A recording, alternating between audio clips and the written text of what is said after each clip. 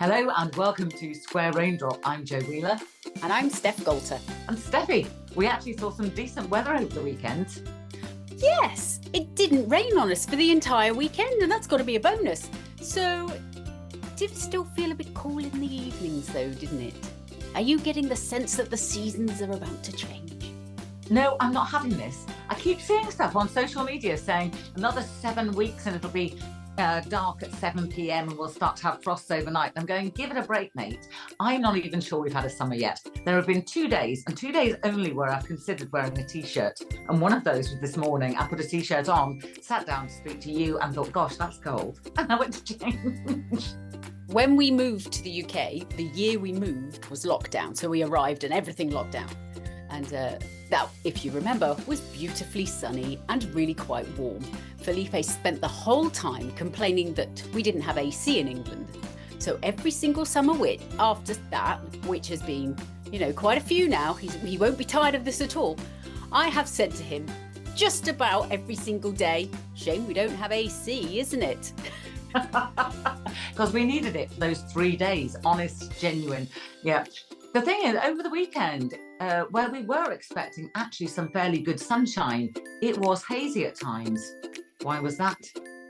Well, it was hazy because there's been a load of wildfires over in North America, and the dust just happens to be, the winds just happen to be going in the right direction to bring the dust to our shores. So I don't know if you noticed, Jo, this morning, the sun was really odd. Felipe took a picture and I accused him of just drawing the sun on with a pen afterwards. I was like, there's no way that's real. But last night, the moon was really red as well, which is a beautiful sight. Not great for, other things, but a beautiful sight. Fortunately, the air and the smoke is so high up in the atmosphere, it's not going to affect anyone like asthmatic or anything like that. That's good news. Now, last word on the weekend, because you actually took Friday afternoon off, didn't you? Let's not talk about Friday ever again. So I took the afternoon off and I took my beautiful children in the sunshine off to Waltham, Bishop's Waltham, to have a look around, go to a cake shop, and then go and play tennis. And I had this whole day planned and they knew what it was, but they started climbing on the ruins of the Bishop's Waltham Palace, which is totally forbidden. Stop that, please. Stop that, please. So 20 minutes of stop that, please. We were back in the car and driving home. Never mention cake ever again. You didn't even get to the cake shop. No, I was furious because it's me that likes cake more than the kids. So I didn't get to the cake shop. And then I was like, well, I can't do tennis even. So now I've wasted the whole day driving there, shouting at them and driving back again. Oh, Jo, it was not a good day. But in the evening, I went to the Ibiza Orchestra and that made it all much better. Oh, that's good. Did they have any cake there? No, but I had a samosa. Is that the same? Came with mango chutney. Sort of. Now, just over the last few days on social media, there have been these incredible pictures of parts of Spain and the flooding that they had there. And this was attributed to Dana. Now, I thought Dana must be a named storm because I've been talking fairly recently about medicanes, but apparently this wasn't a medicane because the central core of the storm wasn't warm enough. Yeah. So what is Dana? So a medicane is like a hurricane, but it's not quite as intense, probably due to the fact the sea surfaces are a little bit not as hot as they are over in the Caribbean, and therefore the air doesn't have to be that much, like the difference in the temperature can be the same without the air being quite as hot in the middle of the core. So medicanes are like hurricanes, but not as intense usually. Now, this wasn't one because the core wasn't warm enough, but instead it was a Dana, which is a depresión helada en nieves alto. I can translate that because unlike Meghan Markle, I speak Spanish. No, actually, I Googled it. It's an isolated depression at high levels, which simply means, I think, you've got heat and humidity at the lower levels and then colder air in the upper atmosphere, and you get this massive temperature differential. Yeah, it seems to be that there was a blast of cold air from the north, because that's where the cold air always comes from, and essentially a cut-off low. So you had some air coming down in a trough, that got cut off. Then you've got this little pool of cold air, and that just makes quite an explosive atmosphere because hot air rises, and it's pretty hot over Mallorca at this time of year. So the whole thing then turned into this massive thunderstorm thing. And of course, yeah, terrible flooding there in Mallorca and Menorca. Well, of course, we've got our own problems this week in the form of ex-Hurricane Ernesto.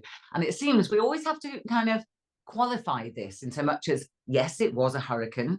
By the time it arrives with us, no, it's not a hurricane. In fact, it doesn't even turn up on our shores in its original form. It's all going to go through this extratropical transition in the Atlantic, then get caught up in the jet stream, which will chuck it towards us.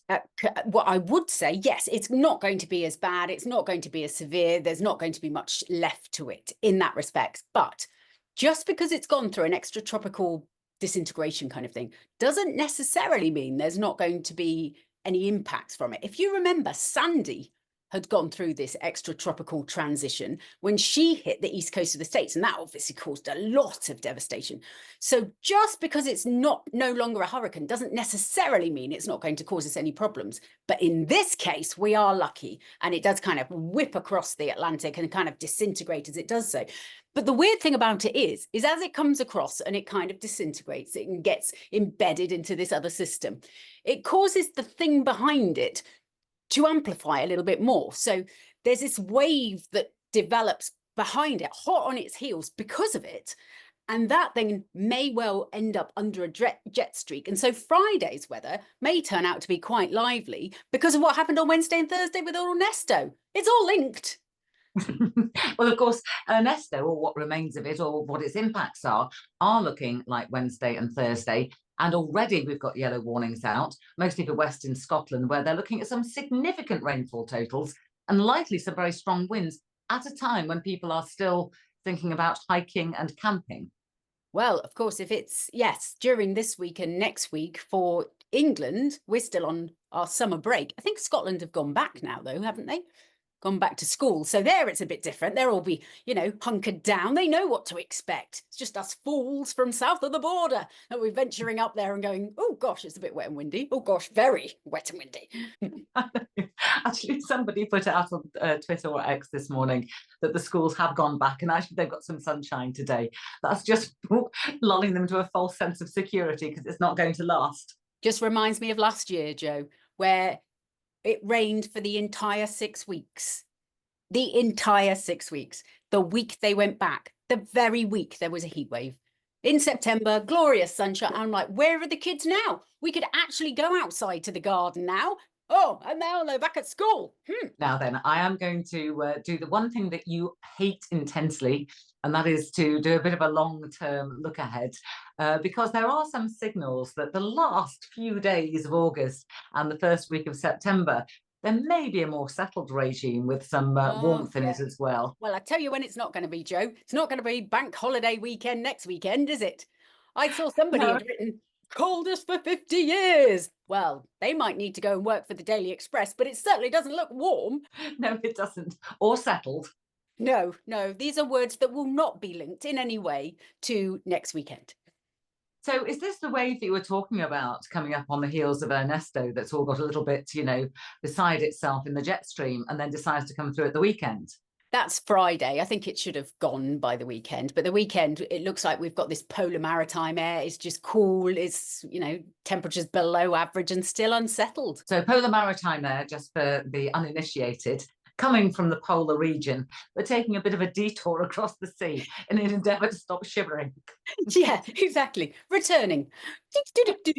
There it goes. But after that, Jo, I don't look any further because I don't believe these longer range forecasts. But you are more of a crystal ball gazer, and you believe, do you, in the power of the high pressure? I do believe in the power of the high pressure. I think it's got less to do with believing in long-term forecasts than just being the eternal optimist. I've given up this summer. Write it off.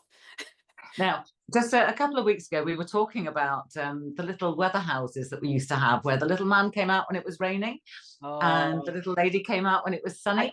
Jo, I think someone's kidnapped. I think someone's kidnapped that sunshine woman. I think that's what's happened this year. Someone's taken her away, driven off with her. Bring her back.